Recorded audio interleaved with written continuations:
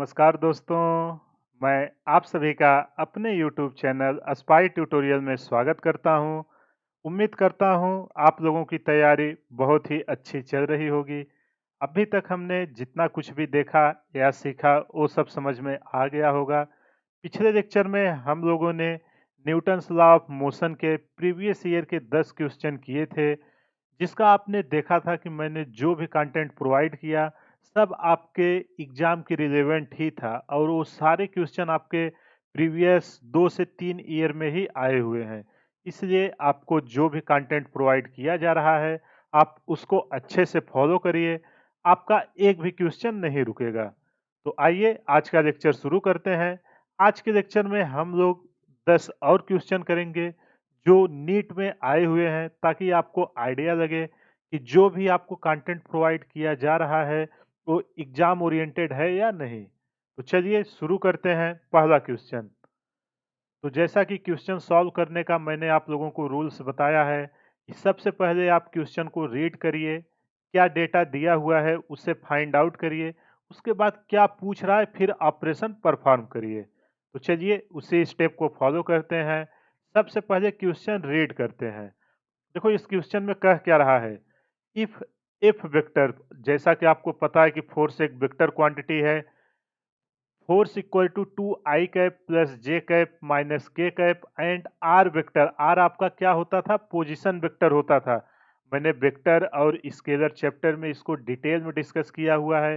अगर इसमें जरा सा भी प्रॉब्लम है तो आप एक बार काइनेमेटिक्स में स्केलर और वेक्टर के चैप्टर को जाके अच्छे से देखिए, सारा डाउट वहाँ क्लियर हो जाएगा।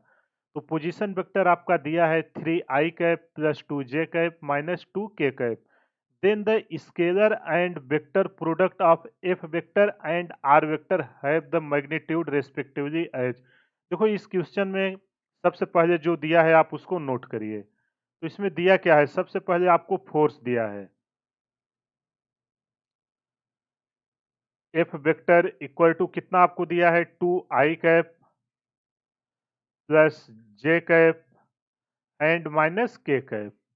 और आपको पोजीशन वेक्टर दिया है r vector equal to 3i cap plus 2j cap minus 2k cap. अब आपसे पूछ क्या रहा है, स्केलर प्रोडक्ट। आपको मैंने बताया था स्केलर क्या होता है, जिसमें आपका डायरेक्शन नहीं होता है और इसको हम डॉट प्रोडक्ट बोलते हैं। तो F vector dot are vector आपको यहाँ करना है।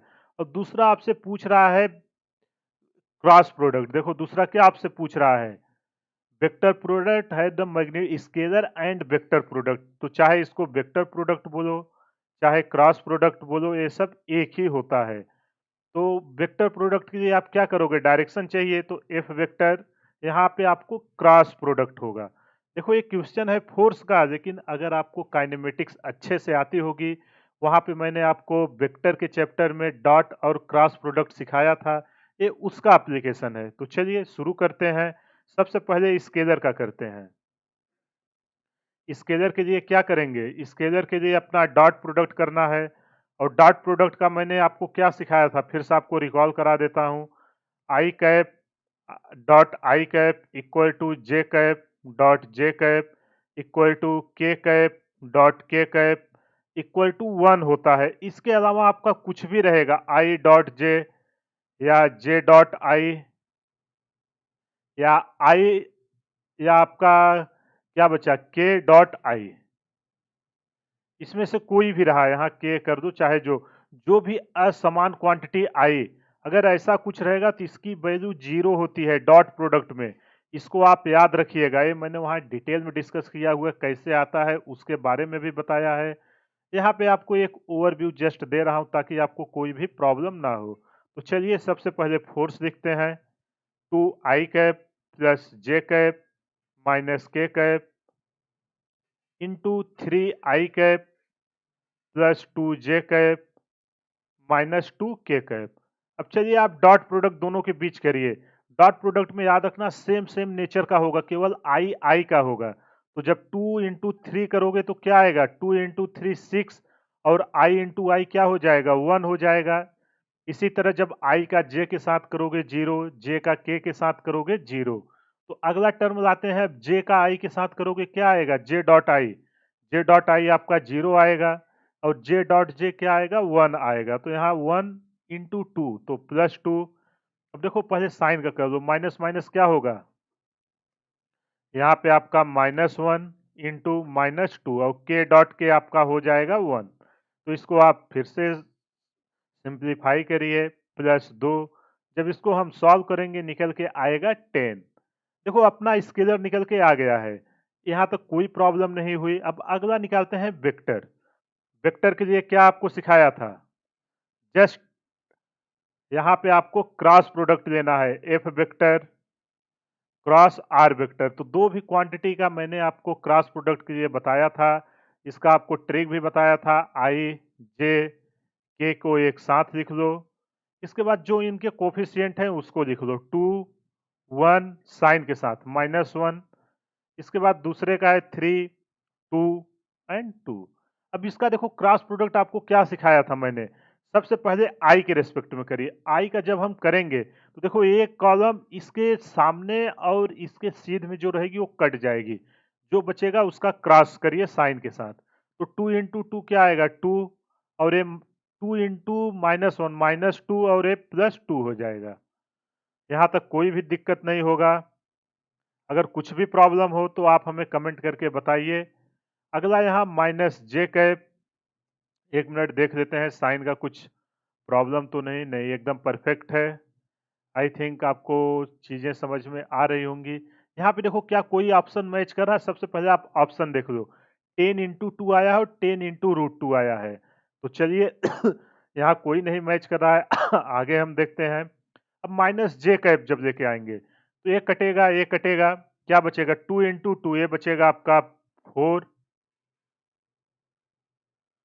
यहाँ पे आएगा 4 और इधर जब करोगे तो ये आएगा आपका +3। इसी तरह जब आप के का करोगे प्लस के कैप तो ये कटेगा, इधर क्या बचेगा 4 और इधर बचेगा -3। आई होप यहाँ तक आपको कोई प्रॉब्लम नहीं होगा, समझ में आ गया होगा। जब इसको सॉल्व करेंगे आएगा 4 आई कैप -7 जे कैप प्लस के कैप। अगर कुछ भी डाउट हो तो आप हमें कमेंट करके बताइए। अगर जरा सा भी कहीं भी आपको प्रॉब्लम होगी तो उसको हम फिर से करते हैं, एक बार सारा वैल्यू मिला देते हैं, सब साइन के साथ सही पुट किए ना, 2 1 -1 2 1 -1, यहाँ शायद एक मिस्टेक हुई है, 3 2 -2 है, यहाँ देखो जरा सा गलती हुई तो ये गलती तुरंत हो गई है, इसलिए इसको आप ध्यान रखिएगा। यहाँ पे एक बार इसको हम सही कर देते हैं, यहाँ आ जाएगा आपका माइनस, यहाँ आ जाएगा माइनस, कुछ नहीं है, बस जरा सा करेक्शन है, उसको आप कर दीजिए। कॉन्सेप्ट देखो, कॉन्सेप्ट याद रखिए, मेन आपका कॉन्सेप्ट होता है, तो कैलकुलेशन है। अब देखो -2 +2 क्या हो जाएगा, 0 आई कैप। अगला आपका आएगा ये माइनस माइनस क्या हो जाएगा, प्लस जे कैप प्लस के कैप। तो आपका बचा जे कैप प्लस के कैप। अब आपको इसका मैग्नीट्यूड पूछ रहा है क्वेश्चन में, देखो स्केलर एंड वेक्टर प्रोडक्ट का मैग्नीट्यूड पूछ रहा है, तो मैंने मैग्नीट्यूड के लिए आपको बताया था कि जो भी आई जे के रहे उनका स्क्वायर लेके अंडर रूट ले लेने का। तो जब इसको हम करेंगे निकल के आएगा √2। तो कौन सा ऑप्शन इसमें सही हुआ, 10 एंड √2, तो ऑप्शन डी आपका सही हुआ। देखो कितना इजी क्वेश्चन थे, नीट 2022 में आया हुआ है, कुछ नहीं करना था, बस स्केलर और डॉट प्रोडक्ट आपको करना था। तो आई होप आपको ये समझ में आ गया होगा। चलिए अगला क्वेश्चन करते हैं, तो आपको और अच्छे से क्लियरिटी आएगी। देखो ये आपका न्यूटन लॉ ऑफ मोशन का कंबाइंड ब्लॉक का सिस्टम का एक क्वेश्चन है। तो सबसे पहले आप क्वेश्चन को सॉल्व करने से पहले कॉन्सेप्ट को एक बार रिकॉल करके तब क्वेश्चन सॉल्व करने बैठा करिए, क्योंकि एग्जाम में सारे चैप्टर के क्वेश्चन आएंगे, तो अगर प्रैक्टिस अच्छी नहीं रहेगी तो आप भूल जाओगे कि किस कॉन्सेप्ट को कहाँ लगाना है। तो चलिए शुरू करते हैं इस क्वेश्चन को। In the diagram shown the normal reaction force between 2 kg and 1 kg। देखो इस डायग्राम में तीन ब्लॉक हैं, एक ब्लॉक है 3 kg, एक ब्लॉक है 2 kg, एक ब्लॉक है 1 kg। 1 kg पर डाउनवर्ड डायरेक्शन में 18 न्यूटन का फोर्स लग रहा है और अपवर्ड डायरेक्शन में 60 न्यूटन का फोर्स लग रहा है, और ए प्लेन हॉरिजेंटल से 30 डिग्री का एंगल बना रहा है, आपसे पूछ रहा है कि इन दोनों ब्लॉक के बीच में जो रिएक्शन फोर्स आएगा वो कितना आएगा। वो सरफेस स्मूथ है, स्मूथ का मतलब म्यू इक्वल टू 0।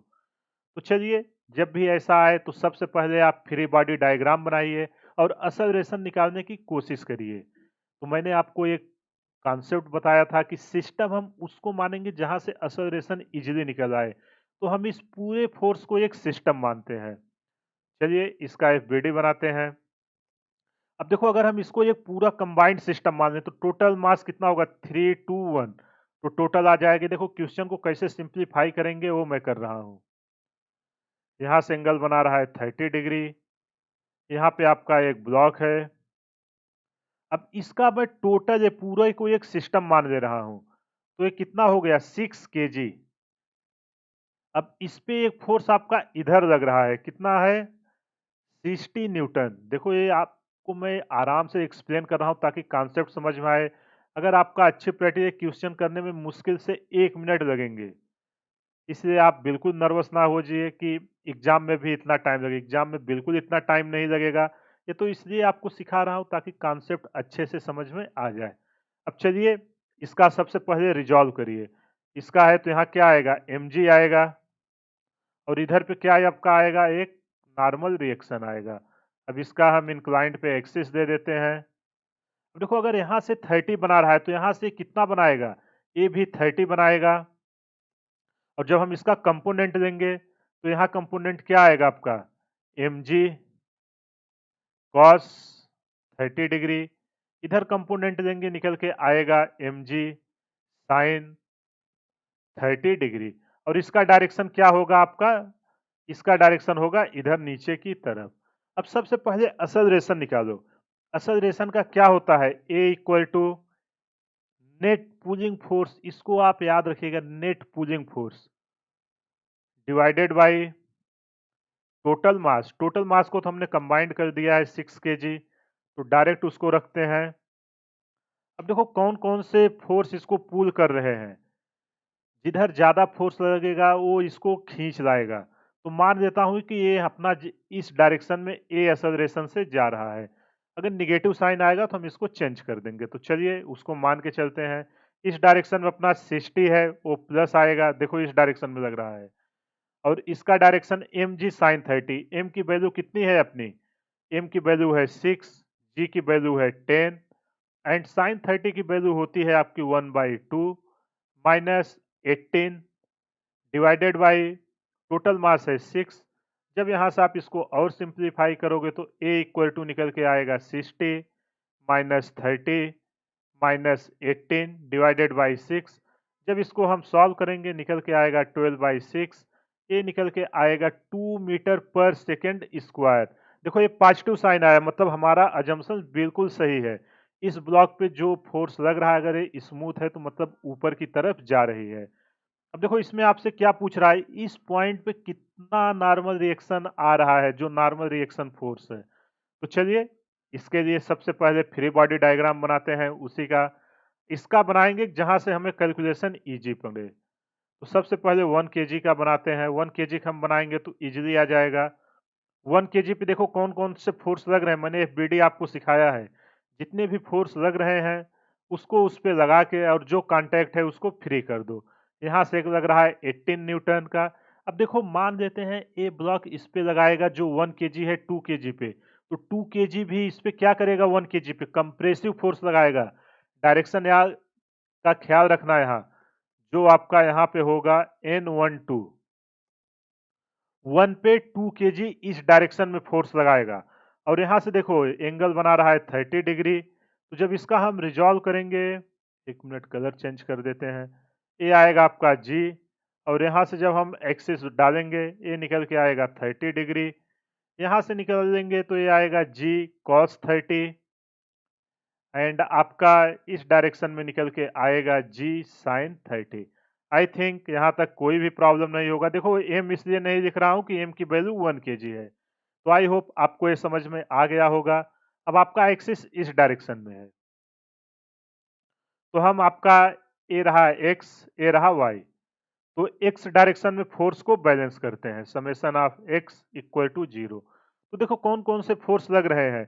एक तो ये फोर्स लग रहा है, अभी देखो असलरेशन आपका इधर 2 मीटर पर सेकेंड स्क्वायर से जा रहा है, तो असलरेशन की डायरेक्शन में जो रहेगा वो सब पॉजिटिव आएगा। मीन्स N12 माइनस 18 माइनस इसका भी डायरेक्शन देखो इसके अपोजिट है एक्सेलरेशन के। जी साइन 30, जी की वैल्यू 10, साइन 30 की 1/2, जब डिवाइड करेंगे निकल के आएगा 5, डिवाइडेड बाय मास कितना है 1 kg, या सॉरी यहाँ equal to m a, m की वैल्यू है 1 और ए की वैल्यू है 2। यहाँ से जब सॉल्व करेंगे N12 निकल के आएगा 2 प्लस 18 प्लस 5, जब इसको हम सॉल्व करेंगे तो निकल के आएगा N12 की वैल्यू आपका 25 न्यूटन। देखो कितना इजीली, कुछ नहीं करना था। जब भी ऐसा क्वेश्चन आए सबसे पहले आप पूरा जितना दिया है उसको एक सिस्टम मानो, एक्सेलरेशन निकालो, फिर जहां पे आपको फोर्स पूछ रहा है केवल उसका फ्री बॉडी डायग्राम बनाओ, और जैसे ही आप फ्री बॉडी डायग्राम बनाओगे सारी चीजें आपको दिखने लगेंगी। इसके बाद आप फोर्स बैलेंस कर दो, जिस डायरेक्शन में पूछ रहा हो सारा आंसर निकल के आ जाएगा। आई होप आपको ये क्वेश्चन समझ में आ गया होगा। तो चलिए अगला क्वेश्चन करते हैं, आपकी अंडरस्टैंडिंग और अच्छे से क्लियर होगी। देखो ये भी क्वेश्चन नीट 2022 इसी प्रीवियस ईयर में क्वेश्चन पूछा गया है, और देखो एक ही कॉन्सेप्ट यूज हो रहा है, summation of F equal to m a, और कुछ ज्योमेट्री का यूज हो रहा है जहां पे हम एक्सिस को इंक्लाइंड या हॉरिजॉन्टल डायरेक्शन को चेंज कर रहे हैं। तो चलिए इस क्वेश्चन को रीड करते हैं और देखते हैं कि क्या दिया हुआ है। Two bodies of mass 4 kg and 6 kg are tied to the ends of a massless string. देखो ये एक मासलेस स्ट्रिंग है, स्ट्रिंग का तो अजम्पशन मैंने आपको बताया ही है कि मासलेस एंड इनएक्सटेंसिबल स्ट्रिंग होती है। The string passes over a pulley which is frictionless. देखो ये स्ट्रिंग जो है इस एक पुल्ली पे पास हो रही है जो फ्रिक्शनलेस है, ये डायग्राम भी दे दिया है। आपसे पूछ रहा है the acceleration of the system in terms of acceleration due to gravity. तो आपको ग्रेविटी के टर्म में बताना है कि कितना असलरेशन आएगा। अब देखो जब मासलेस है, यहाँ पे स्मूथ है, तो जिसका मास ज्यादा होगा उसको खींच लाएगा। मान लेता हूं पुल्ली अपनी ए डायरेक्शन में नीचे जा रही है। अब जब ए डायरेक्शन में नीचे जा रही है तो क्या होगा, डायरेक्ट लगाते हैं, ए नीचे की तरफ जाएगा, आएगा कि नहीं, इसका mg नीचे लगेगा और इसका भी mg कहाँ आएगा, नीचे आएगा, 4 इंटू जी, और ये हो जाएगा आपका 6 इंटू जी। सारा आंसर आपको जी के टर्म में देना है। अब देखो यहाँ पे डायरेक्शन, यहाँ पे टेंशन कितना लग रहा है, अगर हम इस ब्लॉक का बनाएं, इस ब्लॉक का 6g एक्सेलरेशन की डायरेक्शन में है और 4g एक्सेलरेशन के अपोजिट डायरेक्शन में, ये स्ट्रिंग कंटिन्यू है, इसको ध्यान रखिए। तो एक्सेलरेशन इक्वल टू क्या होता है, acceleration equal to net pulling force. देखो जब भी ऐसे क्वेश्चन आए, इतना क्वेश्चन मैंने आपको कराया, अब तो आइडिया आ गया होगा कि तुरंत देखो एग्जाम में आपको टाइम बचाना है, इसलिए ये सब छोटे छोटे जो कैलकुलेशन है जितना फास्ट आप करोगे उतना टाइम आप बचा पाओगे। जो हार्ड क्वेश्चन है उसमें अच्छे से टाइम दे पाओगे, और वही जो क्वेश्चन होते हैं रैंक डिसाइडर वही होते हैं। तो टोटल देखो ड्राइविंग फोर्स क्या आएगा, m1, इसको नाम दे देते हैं m1, एंड इसको नाम दे देता हूं m2। अब देखो ये इसको ड्राइव कर रहा है एक्सेलरेशन की डायरेक्शन में, तो यहाँ मैं m1 माइनस m2 इंटू जी लिख सकता हूं कि नहीं, और divided by total mass m1 plus m2। m2 की वैल्यू कितनी है 4 और m1 की है 6, 6 minus 4 into g divided by 6 plus 4। जब इसको सॉल्व करेंगे ये निकल के आएगा g बाई, ये आपका निकल के आएगा 2g बाई 10। जब इसको हम और सॉल्व करेंगे तो एक्सेलरेशन की वैल्यू आएगी g बाई 5 मीटर पर सेकेंड स्क्वायर। देखो कुछ नहीं करना था, अगर आप फ्री बॉडी डायग्राम वो सब बनाओगे सेम आंसर आएगा, लेकिन आपका कैलकुलेशन लेंदी होगा, इन दोनों में टेंशन टी मानोगे इसका अलग अलग। लेकिन जब भी ऐसा क्वेश्चन आए सीधा आप net pulling force divided by total mass लगाओ और आपको आंसर मिल जाएगा। आई होप आपको ये समझ में आ गया होगा। देखो 3 क्वेश्चन डिस्कस किया, एक भी ऐसा क्वेश्चन नहीं है जो जिसका कॉन्सेप्ट मैं आपको थ्योरी के दौरान डिस्कस ना किया हूँ। इसलिए आप ट्रस्ट रखिए, सारा क्वेश्चन को देखिए, प्रैक्टिस करिए, PYQ ज़्यादा से ज़्यादा करिए, उसके कॉन्सेप्ट को समझिए तो आपकी रैंक डेफिनेटली आ जाएगी। चलिए अगला क्वेश्चन करते हैं। ये है आपका स्यूडो फोर्स का। इसको करोगे आपको स्यूडो फोर्स की अंडरस्टैंडिंग और अच्छे से क्लियर हो जाएगी। देखो इस क्वेश्चन में कह क्या रहा है, a block of mass m एक ब्लॉक है जिसका मास m है, is placed on a smooth inclined wedge ABC। ये एक बेज है, मैंने आपको सिखाया था ना बेज क्या होता है। ABC एक बेज है, इंक्लिनेशन क्यू ए आपका थीटा है, theta as shown in the figure, the wedge is given an acceleration a towards the right. देखो इस बेज को राइट डायरेक्शन में एक ए एक्सेलरेशन से मूव कराया जाता है। The relation between A and A Q जो है आपका थीटा है, प्रिंट है। For the block of remain stationery on the wedge is, देखो ये कह रहा है कि एक ये बेज है आपका ABC, इस पे एक एक छोटा सा ब्लॉक रखा हुआ है। अब इस पेज को ए एक्सेलरेशन से राइट डायरेक्शन में मूव कराया जा रहा है और किस एंगल पे इसको रखा जाए और एक्सेलरेशन का जो रिलेशन है ताकि ये ब्लॉक स्टेशनरी रहे। स्टेशनरी का मतलब जिस पोजीशन पे है उसी पोजीशन पे रहे, नीचे ना आए। तो जब भी ऐसा क्वेश्चन आए, स्टेशनरी मतलब टोटल फोर्स जो है वो इक्वल टू 0 होने चाहिए। आई होप आपको ये समझ में आ गया होगा। अब देखो जब आप इसको एनालिसिस करने जाओगे वैसे बहुत ही लंबा होगा। जब भी ऐसा दिखे समझ जाना चाहिए कि किसका केस है, स्यूडो फोर्स का केस है। तो चलिए स्यूडो फोर्स लगाते हैं। सबसे पहले इसका FBD बनाते हैं इस ब्लॉक का। ये रहा आपका बेज। यहाँ मैं कलर चेंज कर देता हूँ ताकि आपको कोई भी प्रॉब्लम ना हो। ये यहाँ से एंगल बना रहा है थीटा। ये रहा बेज। अब यहाँ एक ब्लॉक रखा है जिसका मास है m। ये क्या कर रहा है कि ए एक्सेलरेशन से इधर मूव कर रहा है। अब अगर ये ए एक्सेलरेशन से मूव कर रहा है, हम केवल ब्लॉक का FBD बना रहे हैं, ब्लॉक पे फोकस करिएगा। तो इसका जो स्यूडो फोर्स आएगा वो किधर आएगा, इसके जस्ट इस डायरेक्शन में आएगा। कितना आएगा आपका pseudo force, FP equal to mass into acceleration. कोई भी प्रॉब्लम यहाँ तक नहीं होगा। और एक इसका क्या आएगा, इसका एक वेट आएगा mg। यहाँ तक अगर कुछ भी प्रॉब्लम हो तो आप बोलिए। अब इसका मैं सेपरेट अलग से बनाता हूँ, इस पे इतने ही फोर्स आएंगे। बस कुछ नहीं करना है इनका, आपको क्या करना है, इनको रिजॉल्व करके थीटा और एक्सेलरेशन का रेशियो निकालना है। तो आई होप आपको प्रॉब्लम समझ में आ गया होगा।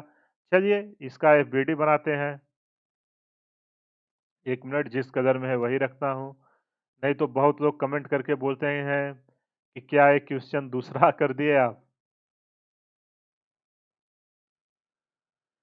इस पे आपका बेज रखा है mg जिसका मास है m।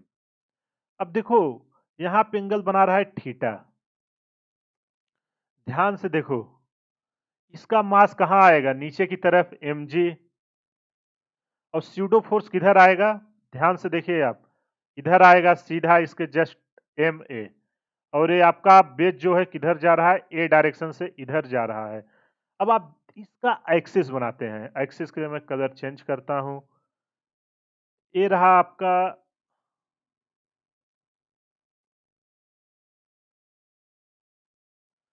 कोई दिक्कत नहीं होगा। अब देखो अगर यहां से थीटा बना रहा है तो यहां से कितना बनाएगा, यहां से भी थीटा बनाएगा। और ये देखो सेम इंक्लाइंड प्लेन है यहां से, ये जो पास करे तो यहां से भी कितना बनाएगा, ये आपका थीटा एंगल बनाएगा। अब देखो ये फोर्स यहां से थीटा बना रहा है इस एक्सिस से, इसको नाम दे देते हैं y एंड इसको नाम दे देते हैं x। अब चलिए आप इसको रिजॉल्व करिए सारे फोर्स को। यहाँ कलर और मैं चेंज कर देता हूँ ताकि आपको प्रॉब्लम्स ना आए। अब देखो जब MA को आप इधर करोगे तो ये इस डायरेक्शन में क्या आएगा, MA कॉस थीटा। और इधर इसका क्या आएगा, MA साइन थीटा। तो कुछ नहीं है, केवल रिजॉल्विंग का खेल है। अगर रिजॉल्विंग आपने अच्छे से कर दिया तो सारा हो जाएगा आपका। और इधर mg करोगे, देखो अपने को स्टेशनरी चाहिए तो इस डायरेक्शन में मूव ना करे, वर्टिकल तो ये बैलेंस ही कर रहा है, तो हम केवल इसको रिजॉल्व चलो करते हैं। इधर आएगा आपका mg साइन थीटा। देखो ऊपर MA है, इधर mg है। आई होप आपको ये समझ में आ गया होगा। अब देखो जब ये इक्विलिब्रियम में आएगा तो ये फोर्स इसको बैलेंस करना चाहिए कि नहीं, बिल्कुल करना चाहिए एट इक्विलिब्रियम। इक्विलिब्रियम की केस में क्या होगा आपका एम ए कॉस थीटा।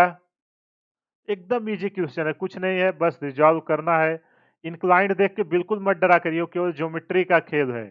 अगर एक लाइन किसी लाइन से इंक्लाइंड है, जितना एंगल बना रही है सेम एंगल पे अगर उसे हम टिल्ट कर दे तो एंगल उतना ही रहता है। अब यहाँ से ए कैंसिल हो गया, ए इक्वल टू क्या निकल के आएगा, g sine theta divided by cos theta.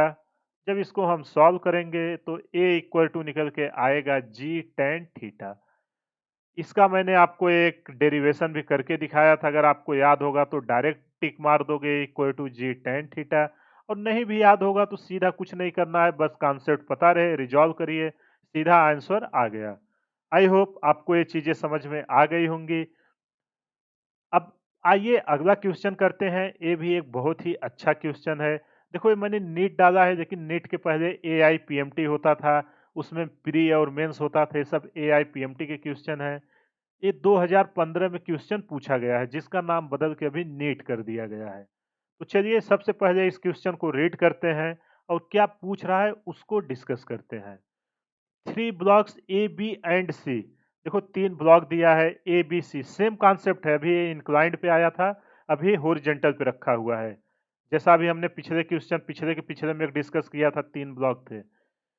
respectively are in contact on a frictionless surface as shown if a force of 14 Newton applied on the 4 kg, देखो ये 4 kg है, ये B आपका 2 kg है एंड C है 1 kg। तो ये 4 kg पर आपका अगर 14 न्यूटन का एक फोर्स लग रहा है, then the contact force between A and B, देखो A और B के बीच में आपका कांटेक्ट फोर्स कितना होगा यही पूछ रहा है। देखो लोग बोलते हैं कि प्रीवियस ईयर क्वेश्चन करने से क्या होता है, आप यही देखो, यही सेम क्वेश्चन केवल वहां एंगल इंक्लाइंड प्लेन पे रख दिया है, बाकी वही क्वेश्चन आया है।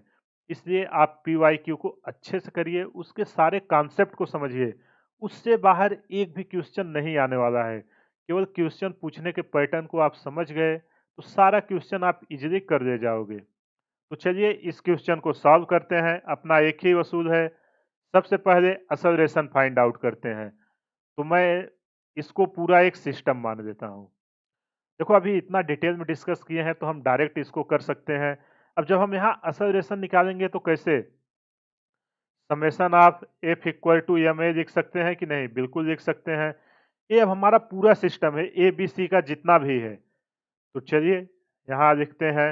अब देखो फोर्स कितना लग रहा है, एक ही फोर्स लग रहा है 14। 14 टोटल मास कितना है, ये मान लेते हैं ए डायरेक्शन में इधर जाएगा। टोटल मास है 4 2 एंड 1, तो निकल के आएगा 7a। जब इसको सॉल्व करेंगे ए इक्वल टू निकल के आएगा 2 मीटर पर सेकेंड स्क्वायर। देखो कुछ नहीं किया है, तीनों को मैंने एक सिस्टम मान लिया और इस सिस्टम पे 14 न्यूटन का फोर्स लग रहा है। मैंने इस कॉन्सेप्ट आपको अच्छे से समझाया था कि आप सिस्टम एक ब्लॉक को भी मान सकते हो या उससे जितने अटैच हैं सबको मान सकते हो, आंसर में कोई भी प्रॉब्लम नहीं आएगा। डिपेंड ये करता है कि आपसे पूछ क्या रहा है। अब देखो आपसे ए और बी के बीच में कांटेक्ट फोर्स पूछ रहा है, तो चलिए ए का हम फ्री बॉडी डायग्राम बनाते हैं तो अपना इजीली सब कुछ निकल आएगा। एफ बी डी ऑफ ए का फ्री बॉडी डायग्राम बनाते हैं तो ए पे कौन कौन से फोर्स लग रहे हैं। इसका एक मास है 4 kg, इस पे इस डायरेक्शन में एक फोर्स लग रहा है कितना, 14 न्यूटन का। और कांटेक्ट फोर्स देखो हमेशा जब ए बी पे लगा रहा है कंप्रेसिव, तो बी ए पे क्या लगाएगा, कंप्रेसिव लगाएगा। इसका डायरेक्शन हमेशा याद रखना। ये आपको मान देते हैं, चलिए नाम दे देते हैं एफ डेक्स, और ये ए एक्सेलरेशन से मींस 2 मीटर पर सेकेंड स्क्वायर से इधर मूव कर रहा है। तो same concept, summation of F equal to m a. तो टोटल फोर्स कितने हैं एक्सेलरेशन के डायरेक्शन में, 14 माइनस एफ डेक्स इक्वल टू 4 इंटू 2। एफ डेक्स को इधर लाएंगे प्लस होगा, एफ डेक्स इक्वल टू 14 माइनस 8, निकल के आएगा आपका 6 न्यूटन। देखो कितना इजीली हमने इसको निकाल लिया, कुछ नहीं था इस क्वेश्चन में। सबसे पहले आप एक्सेलरेशन निकालो, जब भी पुल्ली का या ब्लॉक का कुछ भी क्वेश्चन आए, आपसे कांटेक्ट फोर्स पूछ रहा हो, जैसे ही एक्सेलरेशन मिला जहां पे फोर्स पूछ रहा है उसका फ्री बॉडी डायग्राम बनाओ और आंसर आपके सामने होगा। तो आई होप आपको ये समझ में आ गया होगा। चलिए अगला क्वेश्चन करते हैं, वहाँ आपकी अंडरस्टैंडिंग और अच्छे से क्लियर होगी। ये एक बहुत ही इंटरेस्टिंग क्वेश्चन है, इसको ध्यान से समझिए। इस टाइप के क्वेश्चन एग्जाम में आने की बहुत ही ज़्यादा पॉसिबिलिटी है। देखो सेम पैटर्न की क्वेश्चन को मैंने बहुत ही कम उठाया है, ऐसे ऐसे क्वेश्चन को लिया है जिसमें डिफरेंट डिफरेंट टाइप के कॉन्सेप्ट यूज हो रहे हो। तो चलिए इस क्वेश्चन को सबसे पहले रीड करते हैं, क्या कह रहा है उसको एनालिसिस करके डायग्राम बनाते हैं, फिर क्वेश्चन को सॉल्व करते हैं। तो इस क्वेश्चन में कह रहा है A balloon with mass m is descending down with an acceleration a। एक बैलून है जो एक acceleration a से नीचे की तरफ आ रहा है, जहां पे आपका a जो है वो g से कम है। How much mass should be removed from it so that it starts moving up with an acceleration a। देखो ये कह रहा है कि इसका मैं डायग्राम बनाता हूं, आपको अच्छे से क्लियर होगा। ये आपका एक बैलून है। अब ये बैलून क्या हो रहा है कि आपका ए एक्सेलरेशन से नीचे आ रहा है। ये बैलून में कुछ गैस भरी है, मान लेते हैं जो भी गैस भरी उसका मास है एम। तो एम जी इस पे एक फोर्स लगेगा और इसको बैलेंस करेगा ड्रैग फोर्स एफ। ये कंडीशन फर्स्ट है। अब इसके बाद आपको बोल रहा है कि इस बैलून से हम कितना मास रिमूव कर दें कि ये ए एक्सेलरेशन से ऊपर जाने लगे। तो चलिए अगला केस बनाते हैं। ये बोल रहा है अब इस बैलून से आप कितना मास रिमूव करोगे कि ए एक्सेलरेशन से ऊपर जाने लगे। यहाँ फोर्स लगेगा एफ। मान लेते हैं हम पहले एम था, अभी एम नॉट हम रिमूव कर देते हैं, तो जो टोटल वेट मास होगा एम माइनस एम नॉट। देखो जैसा क्वेश्चन में कह रहा है सेम वैसा किया हूं, तो ये निकल के आएगा जी। ए रहा आपका सेकेंड केस। तो आपसे वही पूछ रहा है कि ए की वैल्यू कितनी आएगी, व्हाट इज एक्सेलरेशन ऑफ ए। बहुत ही इंटरेस्टिंग क्वेश्चन है, कुछ नहीं करना है, केवल फोर्स लगा के बैलेंस करना है। आपको इसी में घुमा दिया है। सबसे पहले हम इस पे एनालिसिस करते हैं, फर्स्ट पे। यहां मान लेते हैं लेट मास रिमूव्ड। कितना मास हमने रिमूव किया है, एम नॉट। चलिए सबसे पहले हम पहले केस पे करते हैं, summation of F equal to m a. जब हम एम ए करेंगे तो यहाँ क्या निकल के आएगा, देखो एक्सेलरेशन डाउनवर्ड डायरेक्शन में means m g minus F, ए रहा total force equal to m into a. कोई प्रॉब्लम यहाँ नहीं, इसको मान लेते हैं इक्वेशन नंबर 1। अब ऐसे ही सेकंड के लिए करते हैं, कलर चेंज कर देता हूं।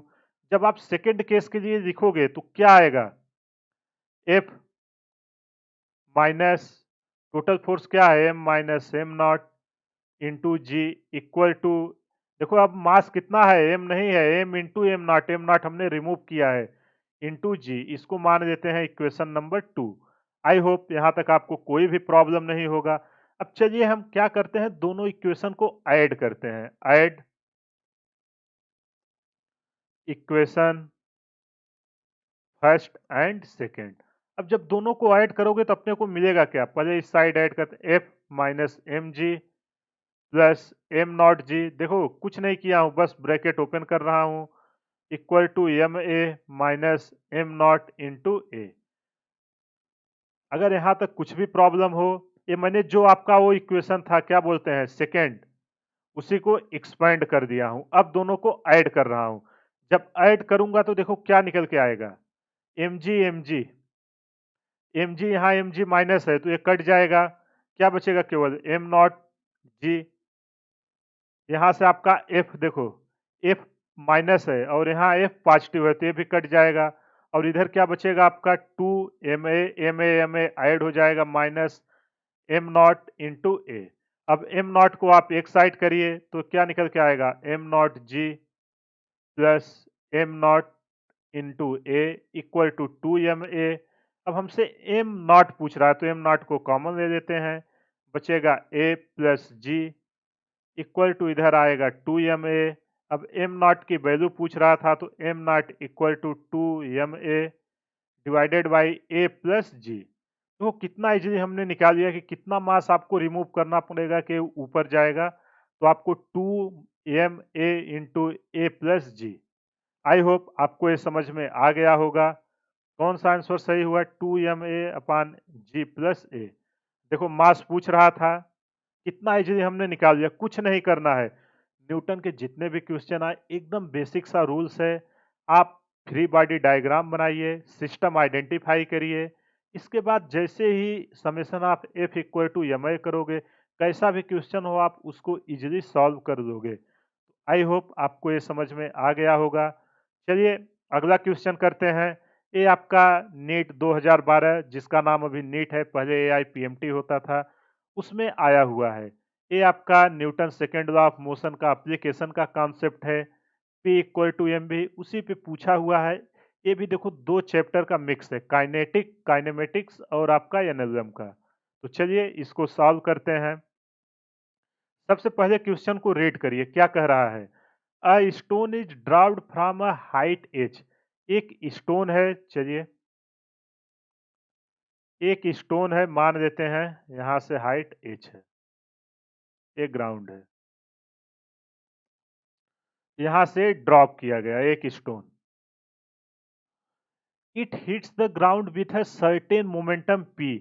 जब ये यहाँ पे हिट किया इसका मोमेंटम आया p। If the same stone यही है, is dropped from a height 100% more than. अब 100% मोर देन का क्या मतलब है? 100% मतलब h का 100% मीन्स 2h, ट्विस्ट यही है। स्टोन वही है, अभी हाइट क्या हो गई है? 100% का मतलब 2h हो गया, क्योंकि 100% उसका सेम, तो अब हाइट हो गई 2h। तो आपसे पूछ रहा है कि more than the previous height the momentum when hits ground. तो आपसे पूछ रहा है कि जब ये इसको हिट करेगा तो चेंज इन मोमेंटम कितना होगा? Percentage change of p equal to question mark.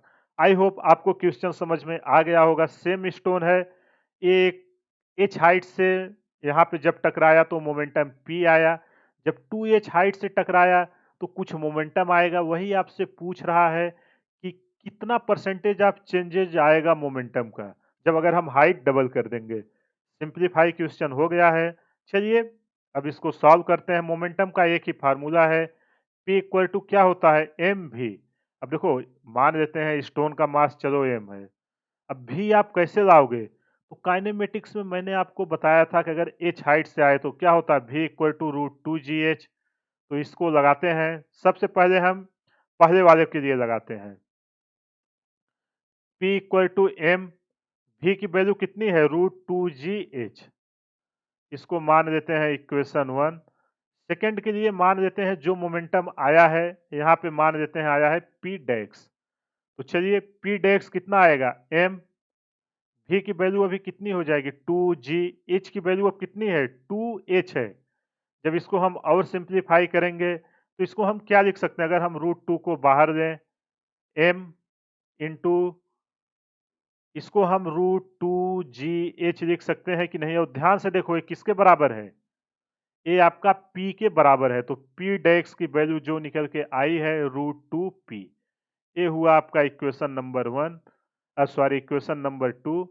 देखो मैंने इसलिए पीपी में कन्वर्ट किया ताकि परसेंटेज पूछ रहा है, जब तक सेम क्वांटिटी में नहीं आएगी तो उसको एडिशन या सब्ट्रैक्शन हम नहीं कर सकते हैं। तो चलिए अब अपने से पूछ रहा है परसेंटेज चेंज।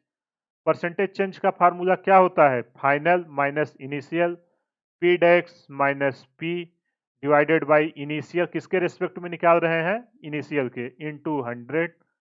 अब p को रहने देते हैं, p डेक्स को हमने p के टर्म में कन्वर्ट कर दिया है। तो जब इसको निकालेंगे निकल के आएगा √2p minus p divided by p into 100।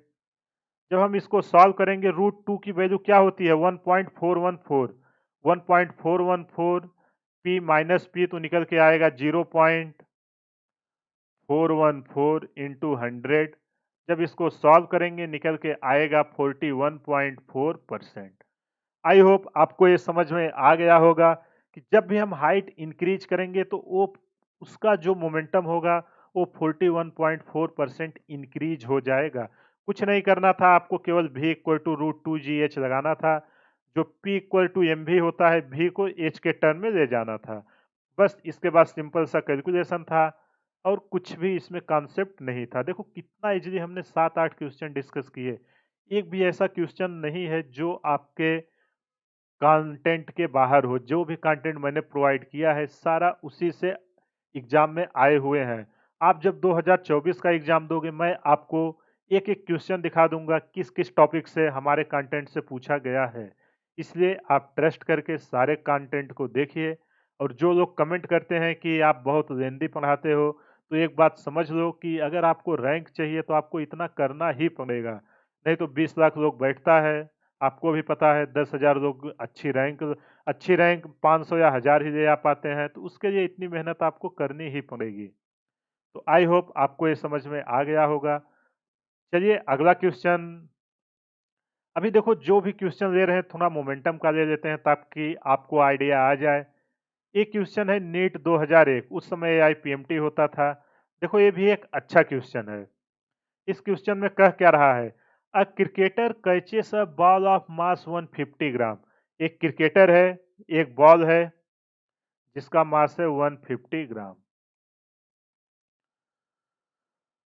वो उसको कैच करता है तो जो डेल्टा टी टाइम लिया है, कितना ले रहा है, उसको 0.1 सेकेंड ले रहा है रेस्ट में आने के लिए।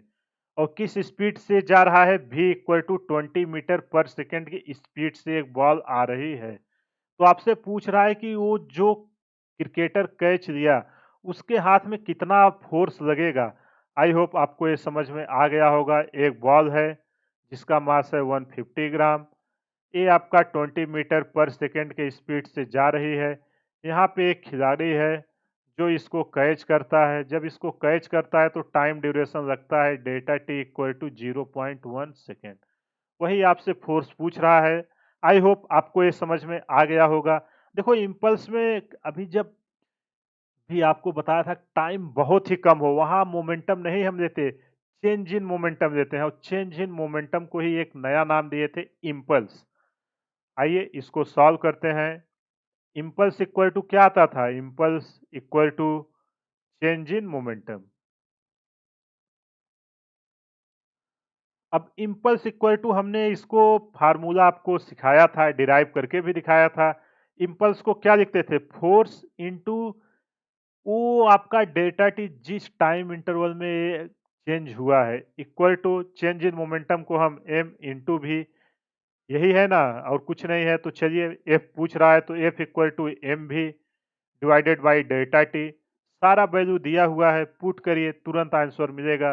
एफ इक्वल टू एम की वैल्यू है, इसको एसआई में कन्वर्ट कर देते हैं, 0.15 इंटू वी की वैल्यू है 20, डेल्टा टी की वैल्यू है 0.1।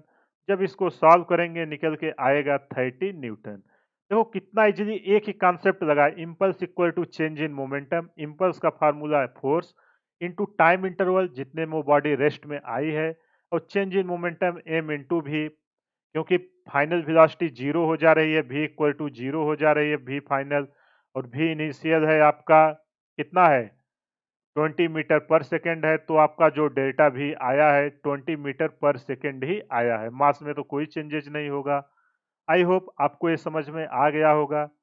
चलिए अगला क्वेश्चन करते हैं। ये आपका 1991 में पूछा गया है, जब एआईपीएमटी शुरू शुरू में स्टार्ट हुआ था।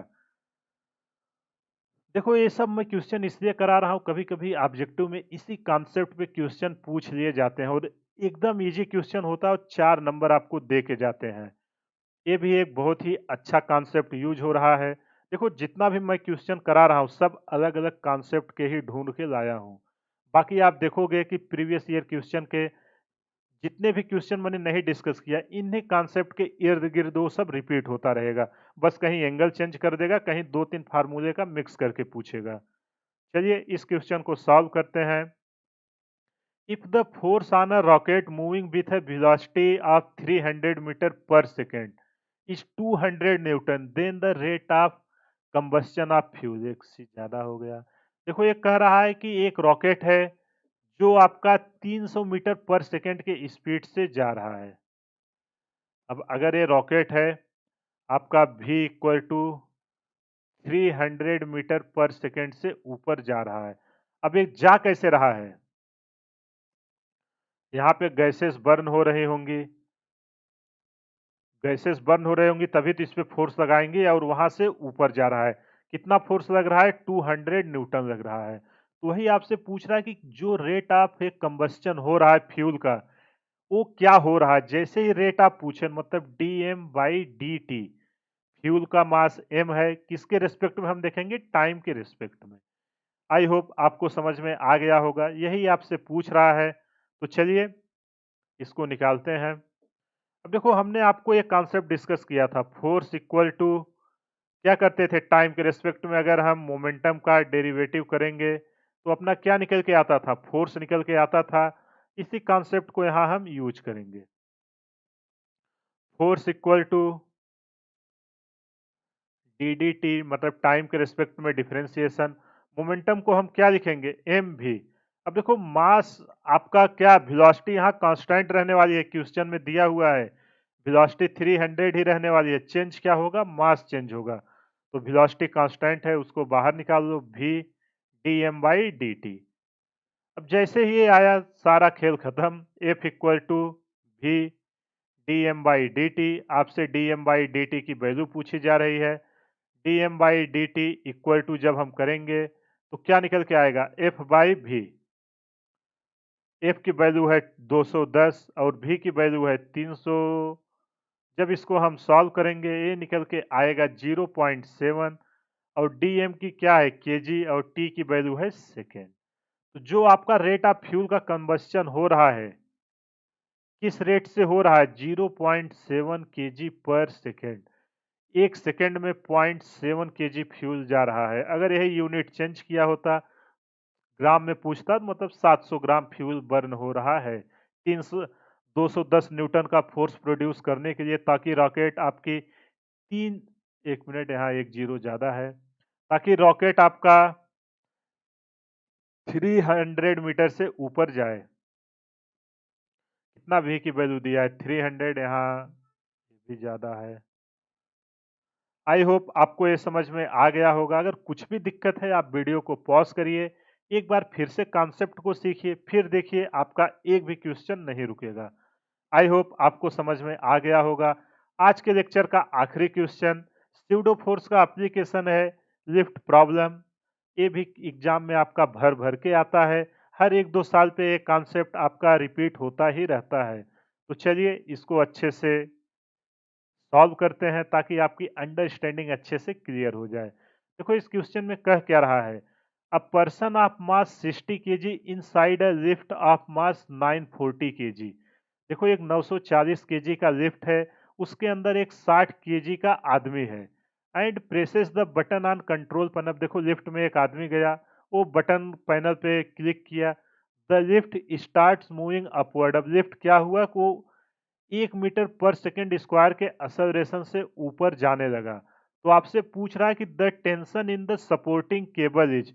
तो जो सपोर्टिंग केबल है उसमें कितना टेंशन होगा वही पूछा जा रहा है। देखो कुछ नहीं है यार, एक बस ये 60 और 940 दे के आपको कंफ्यूज किया है।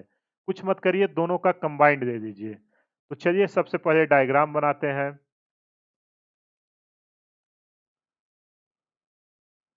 आपने देखा होगा ना, लिफ्ट को देखा होगा, एक रोप होती है ऊपर, पुली पर से घूमती रहती है, एक ब्लॉक होता है, वो उसको बैलेंस करता है तभी वो ऊपर जाती है। अब इसके अंदर क्या है? एक 60 केजी का आदमी है, 60 केजी का आदमी है और लिफ्ट का वेट है कितना? 940 केजी।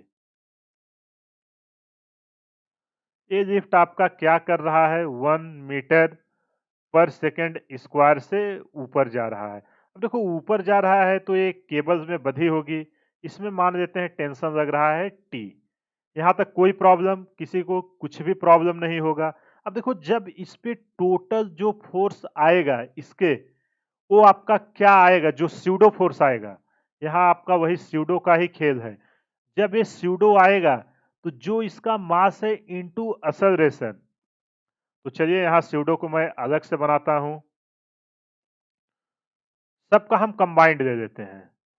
जो हमारा स्यूडो आएगा f p, f p equal to क्या आएगा, लिफ्ट का मास, इसको मान देते हैं अपना क्या है कैपिटल एम और इसको मान देते हैं स्मॉल एम। तो यहाँ आएगा एम प्लस एम इंटू क्या आएगा आपका असलरेशन, जिस असलरेशन से जा रहा है। ऊपर क्या लग रहा है आपका टेंशन लग रहा है और इसका कुछ वेट भी तो लगेगा। वेट क्या आएगा एम प्लस एम इंटू जी और एक किस एक्सेलरेशन से ऊपर जा रहा है 1 मीटर पर सेकेंड स्क्वायर से। यहाँ तक कुछ भी प्रॉब्लम किसी को नहीं होगा। देखो हमने m प्लस एम जी को यहाँ कर दिया है इसलिए उसको एम ए नहीं लिख रहे हैं यहाँ पे। अगर कुछ भी डाउट है तो आप हमें कमेंट करके बता सकते हैं। अब चलिए फोर्स को हम बैलेंस करते हैं। तो T इक्वल टू क्या आएगा अपना, सबसे पहले F equal to m a लगाते हैं। Summation of F equal to m a, जब आप इसको लगाओगे तो t minus m plus m into g equal to आपका निकल के आएगा m plus m into a. तो कुछ नहीं किया हूं, बस यहाँ ये माइनस था इसको मैं इस पार ले आया हूं ताकि आपको इस फॉर्मेट में दिखे। ये जब आप देखो अगर ये बदलना summation of F equal to zero करोगे वही आएगा T minus m plus m g minus m plus m into a. मैंने इसको इस फॉर्मेट में लिखने के लिए ऐसा किया, आप कंफ्यूज मत होइएगा।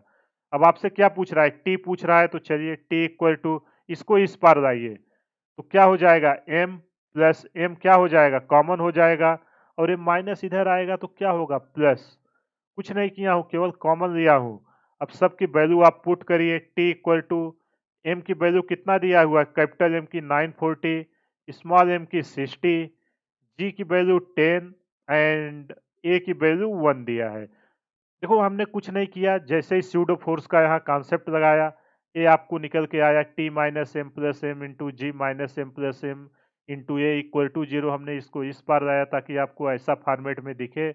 इसके बाद हमने यहाँ एम प्लस एम कॉमन लिया, सारा डेटा दिया हुआ है उसको पुट किया, ये निकल के आया 940 इंटू 60 निकल के आएगा 1000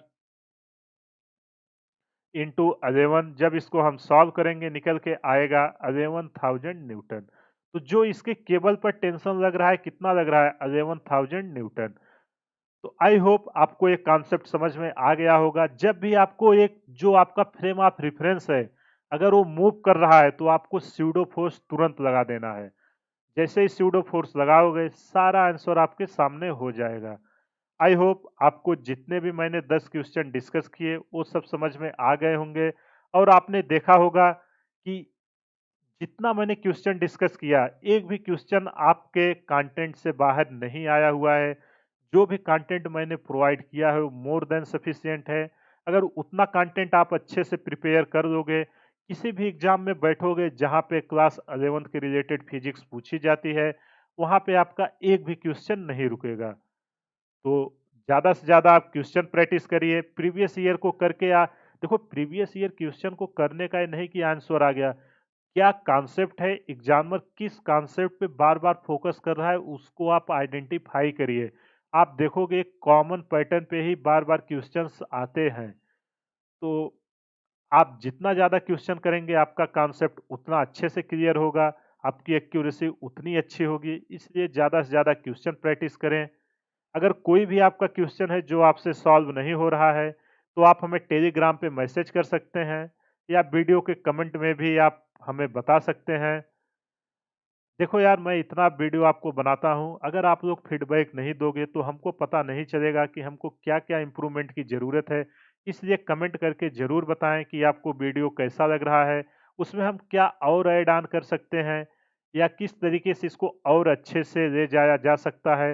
देखो अगर ऑफलाइन क्लास रहती है वहाँ तो पता चलता रहता है कि स्टूडेंट को समझ में आ रहा है कि नहीं। ऑनलाइन क्लास में केवल एक कमेंट ही जरिया है जिसके द्वारा मैं आप लोगों की अंडरस्टैंडिंग समझ सकता हूं। तो इसलिए कमेंट करके ज़रूर बताएं कि वीडियो कैसा लग रहा है, आपको समझ में आ रहा है कि नहीं। कोई एक्स्ट्रा प्रॉब्लम है तो उसका भी आप टेलीग्राम पे मैसेज करिए, आपको उसको ज़रूर सलूशन मिलेगा। तो इसी के साथ हम आज का सेशन समाप्त करते हैं।